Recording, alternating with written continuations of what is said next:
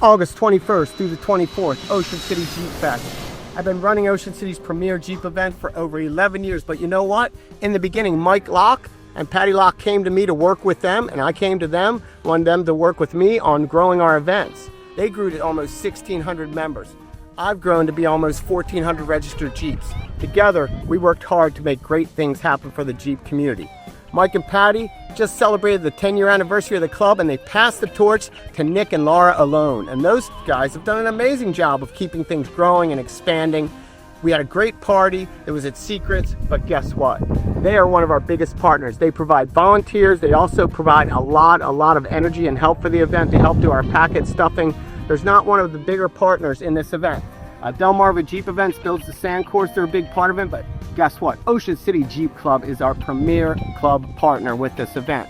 Throughout Delmarva, they do great things year-round, but this is their big event. So I need you guys to support what is Ocean City Jeep Club's biggest event and this area's biggest Jeep event. Register for Ocean City Jeep Fest by going to oceancityjeepfest.com, and it's August 21st through the 24th. You're going to have a blast, we're going to have a blast, and you're going to see Ocean City Jeep Club everywhere.